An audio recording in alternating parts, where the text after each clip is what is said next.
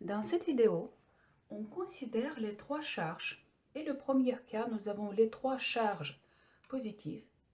Et on cherche à calculer le champ électrostatique résultant au centre de gravité de ce triangle. Sachant que le triangle a un côté A. Donc on va présenter le centre de gravité.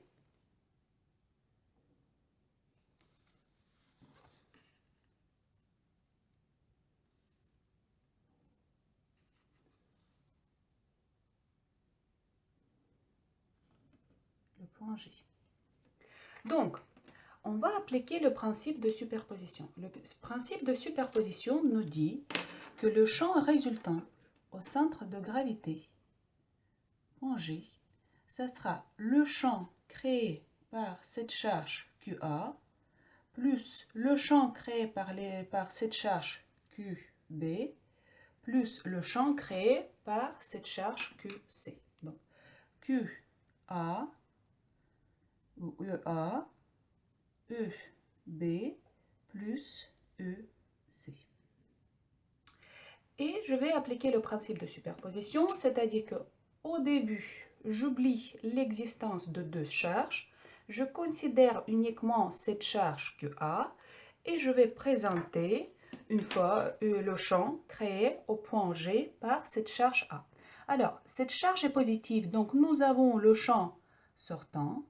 Donc, je vais présenter voilà, le champ créé par EA. Ensuite, tout de suite, je vais présenter les deux autres champs. Donc, j'oublie l'existence, les charges QA et QB. Je vais présenter le champ créé par cette charge QC. Donc, cette charge est positive, donc le champ est sortant. Donc, EC. Et j'attire votre attention en vue de la symétrie, sachant que la distance entre le point G ici, entre cette charge A et le point G, R, entre cette charge C et point G et aussi R, et entre cette charge B et point C, R. Donc les distances sont égaux. Donc, et en plus, la quantité, pour ce cas, nous avons la quantité de charge qui est la même. C'est-à-dire que le champ, la norme du champ créé par chaque charge sera la même. C'est-à-dire que je vais présenter graphiquement ce fait par la longueur de ces trois vecteurs que je vais présenter. Donc la longueur, la norme de ce vecteur EA reste la même que la norme de ce vecteur EC. Et il me reste à présenter le champ créé par cette charge QB. Donc je vais présenter toujours la même norme vu que c'est la même distance. Donc EB. Et maintenant pour calculer le champ, il faut que je calcule la somme de trois vecteurs. Donc le champ résultant, c'est la somme vectorielle. Et ici, je peux appliquer deux méthodes. Vu la symétrie de notre problème, première méthode le plus simple, c'est une méthode géométrique. Alors, la méthode géométrique consiste à présenter le vecteur résultant juste par les constructions géométriques. Donc ici, j'ai bien dessiné les trois vecteurs de la même norme. D'abord, je vais calculer le vecteur résultant EA et EB. Donc, je vais présenter ce vecteur.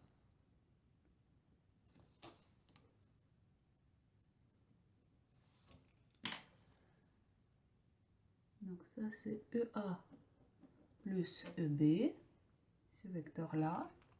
Et comme on voit, EA plus EB, ce vecteur résultant, a le sens opposé au vecteur EC et la même norme. Donc tout de suite, à partir de cette méthode géométrique, on voit que le champ résultant au point G est nul. Donc ça, c'est la première méthode. Deuxième méthode, c'est la méthode classique. Donc, c'est-à-dire qu'il faut qu'on introduise un repère. Donc, je vais introduire le repère, donc la base fixe, donc EX, EY. Et je vais décomposer mes trois vecteurs dans cette base. Donc, je vais commencer par le vecteur EA. Donc, l'angle ici vaut 30 degrés. Donc, l'angle là, 30 degrés. Donc, tout de suite, le vecteur EA a deux composantes. La composante en X est positive. Donc, la norme de EA fois cosinus de 30 degrés. Ensuite, EY, la composante en EY, pareil, est positive. Donc, plus EY, EA, cette fois-ci, sinus de 30 degrés. Maintenant, le vecteur EB égale, donc pour le vecteur EB, c'est la même chose, sauf que la composante en EX est négative. Donc, cette composante a le sens opposé à ce vecteur EX. Donc, ça sera moins EX, EB, cosinus de 30 degrés, vu que nous avons un triangle équilatéral. Donc, ici, nous avons 30 degrés. Par contre, la composante en EY, donc, c'est positif. Donc, nous avons EY, EB, sinus de 30 degrés.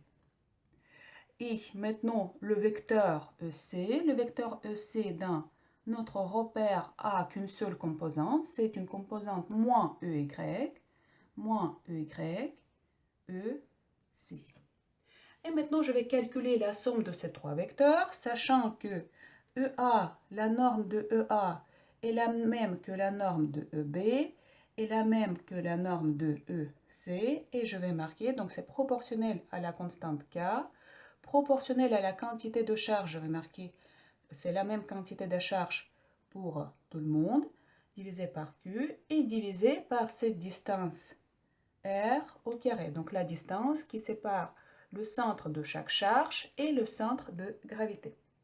Donc, dans ce cas, EG, ça sera, et je vais marquer que ça sera certaines normes E. Donc, je vais factoriser par E. Et ici, j'aurai.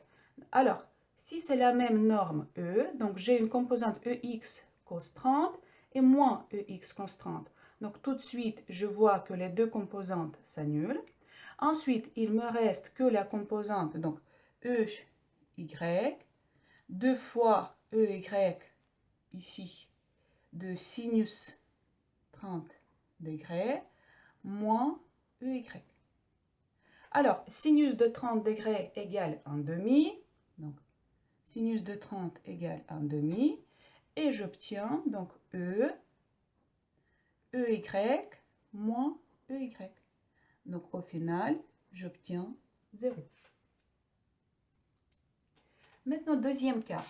Nous avons cette fois-ci deux charges positives. Donc, QA et QB, ce sont les deux charges positives. Je vais marquer avec la quantité de charge plus Q. Et nous avons cette troisième charge, moins Q, donc négative. Pareil, donc on cherche à calculer le champ résultant au centre de gravité. Donc, pour cela, j'applique le principe de superposition. Donc, le champ au point G, ça sera la somme de trois vecteurs. Le champ créé par cette charge QA, plus le champ créé par cette charge QB, plus le champ créé par cette charge Q, je vais marquer QC. Bien. Et maintenant, je vais présenter chaque champ. Donc, j'oublie l'existence de deux charges et je présente le champ créé par QA. QA est positif, donc le champ est sortant. Bien. Ensuite, la même chose, j'oublie les deux, je considère uniquement QB, donc QB est positif, donc le champ est sortant. Donc E, A, E, B. Par contre, ici, nous avons une charge négative. Donc, les lignes du champ doivent entrer dans cette charge. Donc, je dois présenter le champ entrant.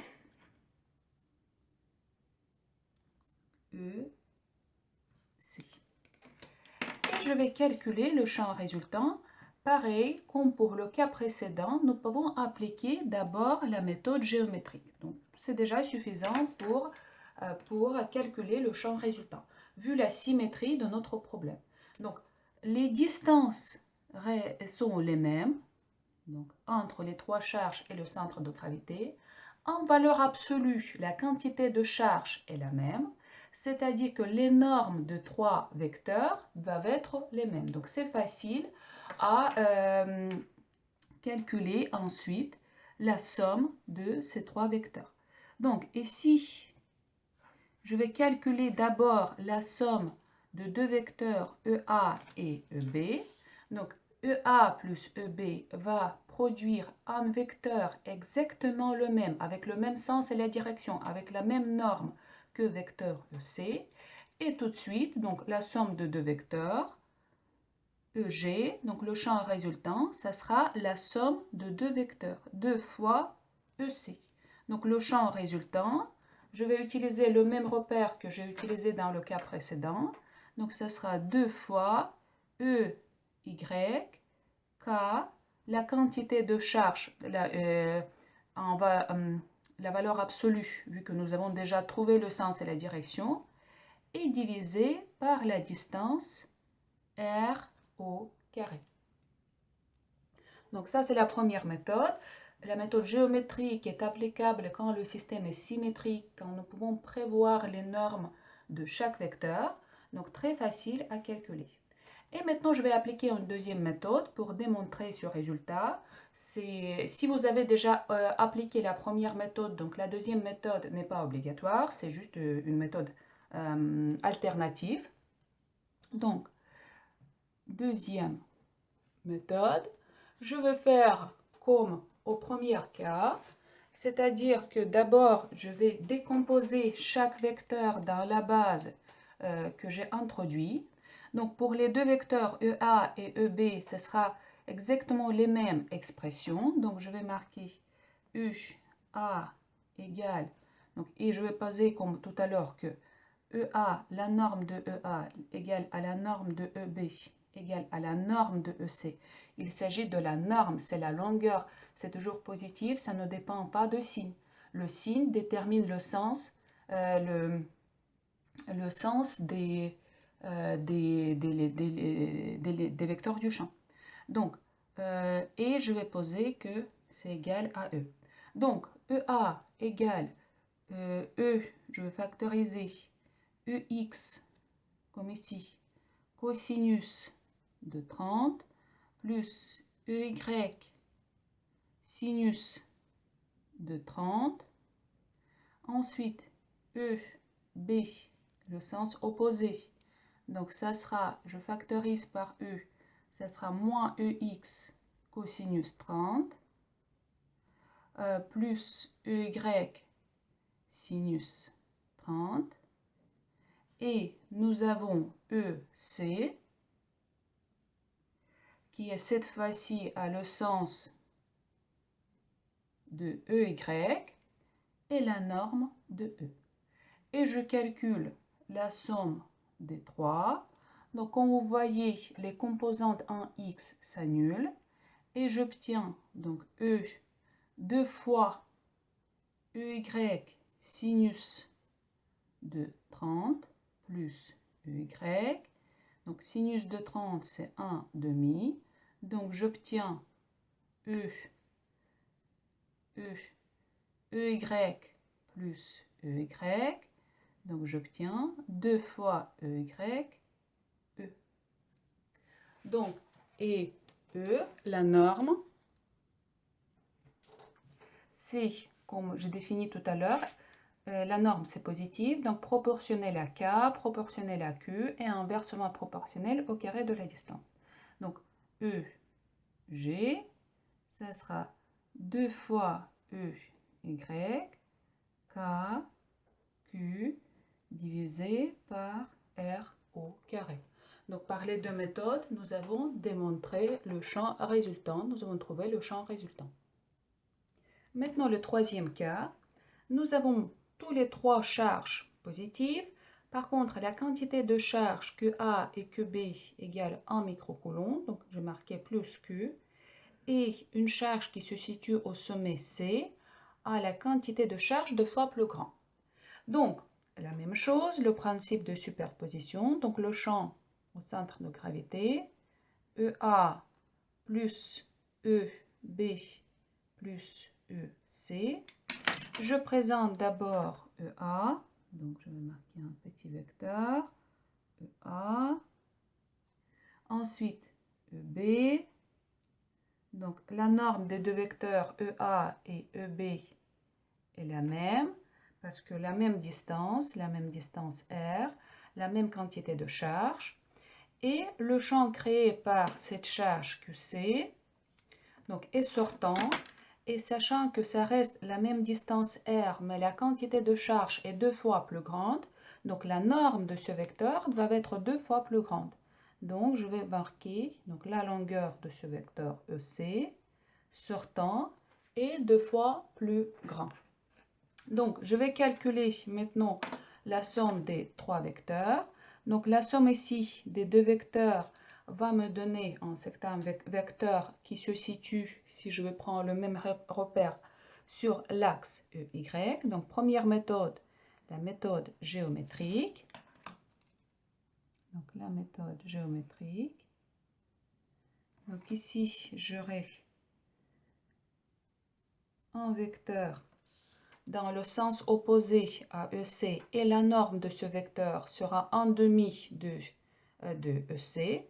Donc tout de suite, je sais que le champ résultant, ça sera le vecteur EC moins donc le vecteur qui est là, 1/2 de EC. Donc le résultat final, ça sera 1/2 de EC. Donc EG égale 1/2, donc EC c'est moins EY, K, donc Q c'est 2Q divisé par R au carré. Donc 2 et 2 se simplifient et comme le résultat, j'obtiens moins EY, KQ divisé par R au carré. Maintenant, donc ça c'est une méthode géométrique, facile à faire, une méthode alternative par les calculs. Donc comme tout à l'heure, je vais écrire les trois vecteurs, je vais décomposer les trois vecteurs dans la base que j'ai choisie, donc la base EX, EY, et je vais calculer la somme. Donc EA, comme tout à l'heure, égale certains, donc EX, EA, cos 30 plus EY, EA, sinus 30, EB, la même chose sauf que la composante en EX est opposée, donc moins EX, EB, cosinus 30, plus EY, EB, sinus 30, et EC,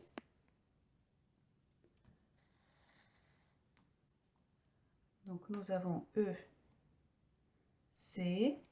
qui a le sens, donc moins et la direction moins EY, EC. Donc je calcule la norme de ces trois vecteurs maintenant. Je vois que les composantes en EX se simplifient et il me reste uniquement les composantes en EY. Donc, ici j'aurai EG égale, donc 2 fois, donc sachant que EA égale à EB égale à KQ divisé par R au carré, donc la quantité de charge est la même. Donc, je vais factoriser par EY, KQ, R au carré. Sinus, donc ça sera 2 fois la même chose, et sinus de 30 degrés, c'est 1/2, donc au final, j'aurai donc EY, Q divisé par R au carré. Donc sinus de 30 en demi. Ici, nous avons 2 fois la même chose. Plus EC. Donc EC, c'est moins EY. Et EC, donc c'est K fois 2Q. Donc EC, c'est la norme de ce vecteur EC. Donc proportionnel à K, proportionnel à 2Q. Et inversement proportionnel au carré de la distance. Et au final, on obtient le même résultat que nous avons trouvé par une méthode géométrique. Donc, ça sera moins UY KQ divisé par R au carré.